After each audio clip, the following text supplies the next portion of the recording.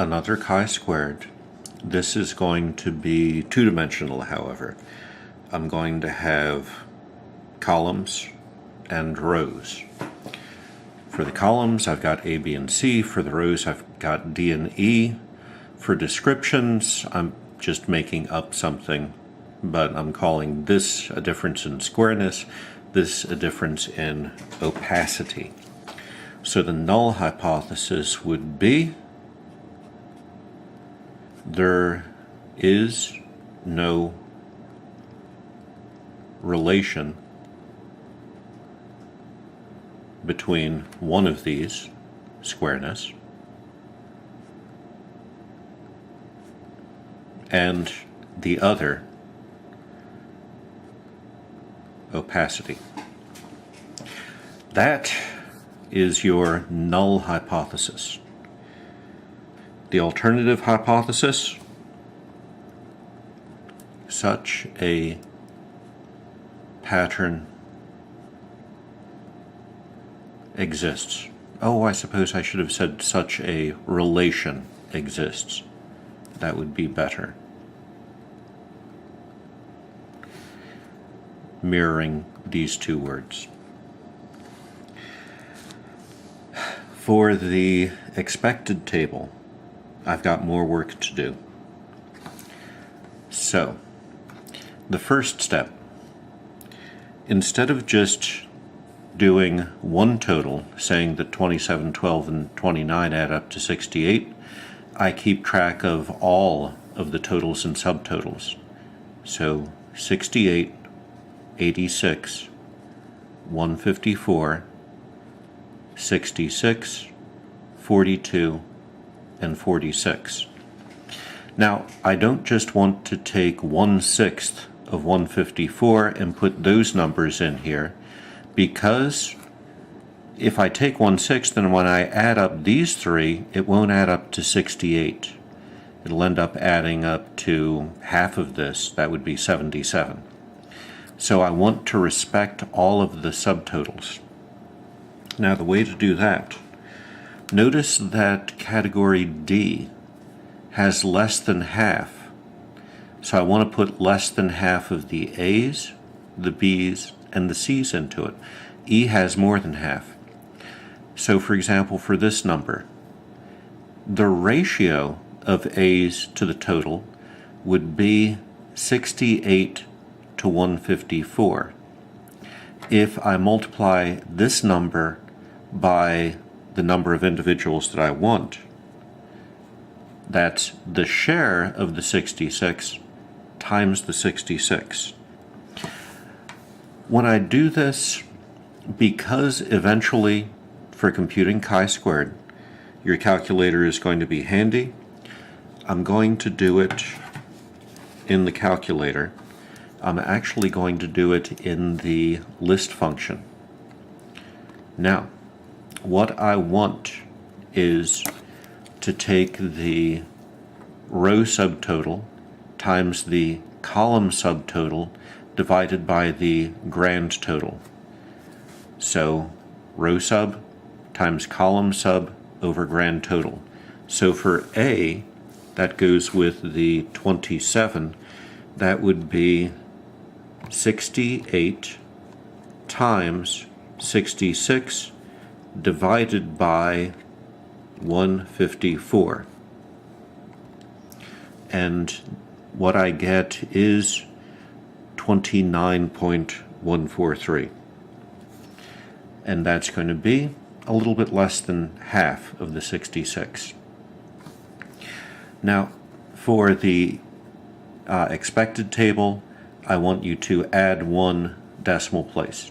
So this had 0 decimal places, so here I'm going to put in 29.1. So there's not that much of a difference between 27 and 29.1, especially when you consider that the first thing we're going to do is square it. That does get it up a little bit above 4, but then we're going to divide it by 29.1. So that contribution is going to be relatively small. 27, 12, 29, so I put the D values, first three, and then I had the 39, 30, 17. I put the E values second.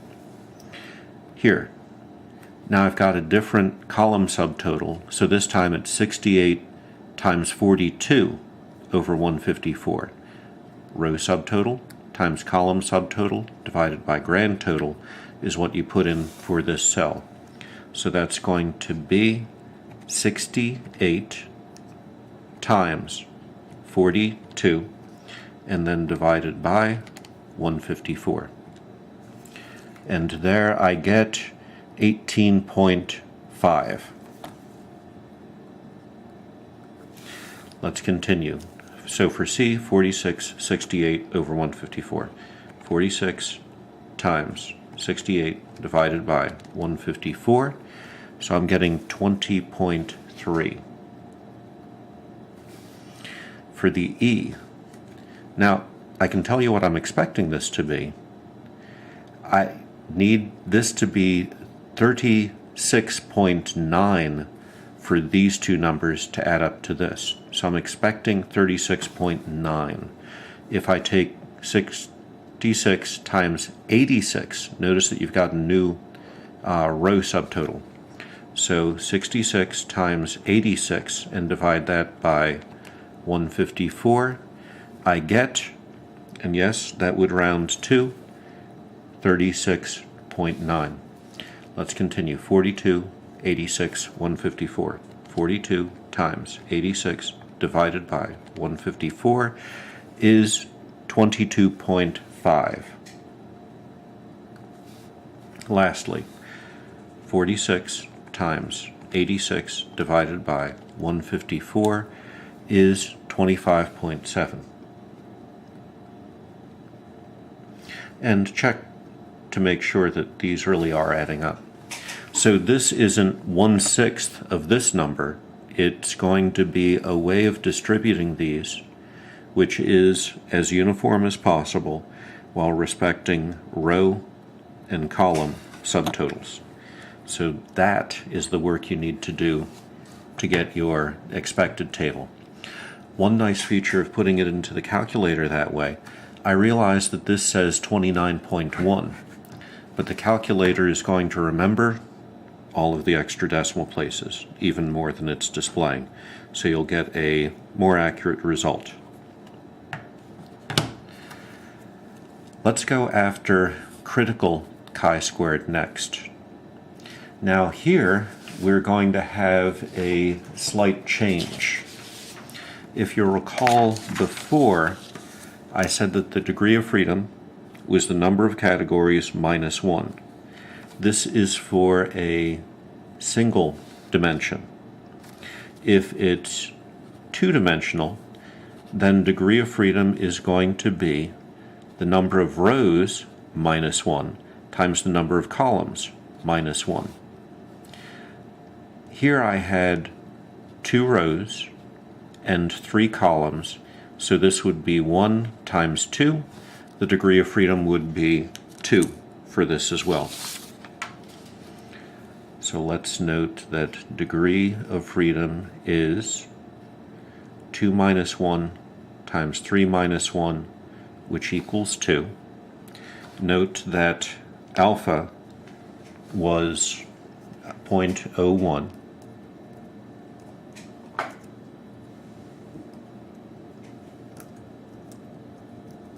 My apologies, I just need to get the table back.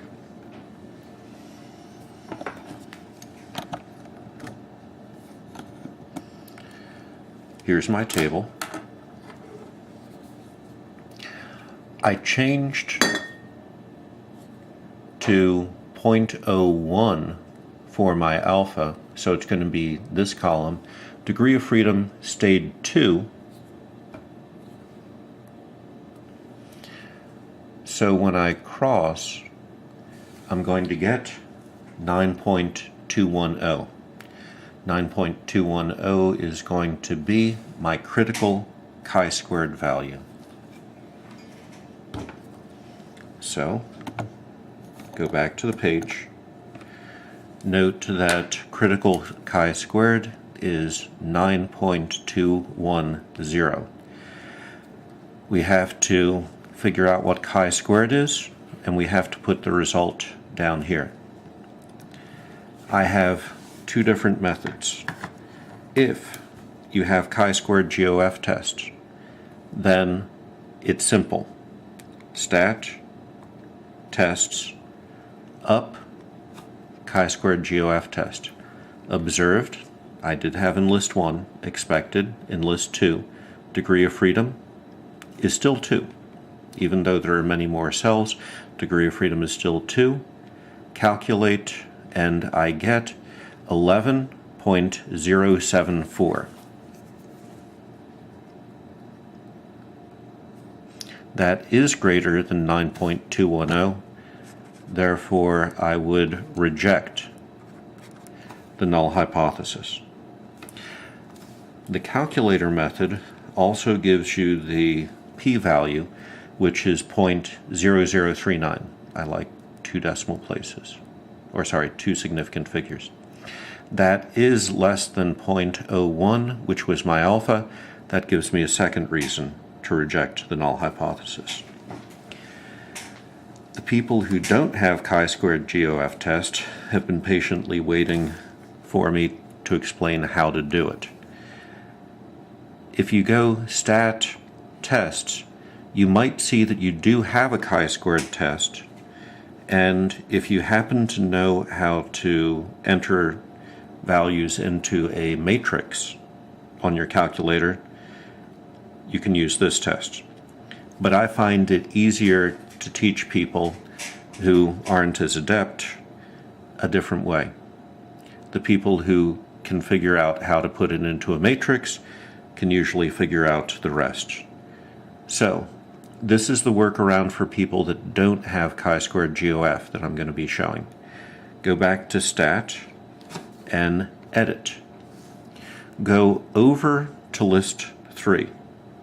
Go up into the header.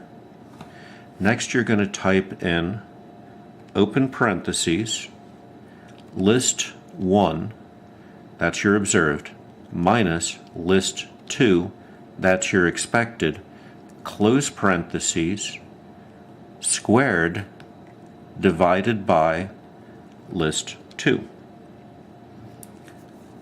What that is going to do is populate list 3 with this minus this squared over this.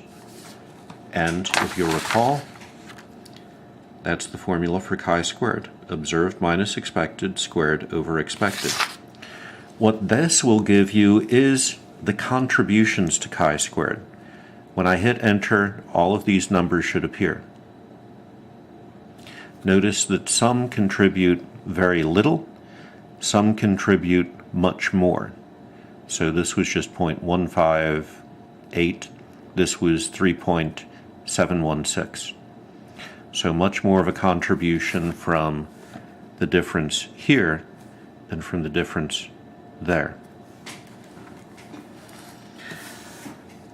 Next, that just gives you the values. It doesn't give you the sum of that column. You'd like to sum up those contributions. The way to do that is to go back to something you already know how to do. Stat, calc, 1var stats. Use list 3 and calculate. Now, we didn't look at it much before, but this line, sigma x, that's the sum of the values. The sum of the values is 11.074, the same thing that we found using the chi-squared GOF test. Now, because the people with the calculators that have the chi-squared GOF test have an unfair advantage over the people who don't, when it comes to the test, I'll ask you to create the expected table, write the hypotheses, find the critical value and the degree of freedom. So let's over here write critical chi-squared is 9.210. on the test, what I won't ask you to do is any of this work. None of this work will be required on the test. This is the only area in which the people with the chi-squared GOF test on their calculator have an advantage. I don't mind making you do the extra work on the workbook. So on the workbook, you have to do it all, but on the test, you won't be doing this.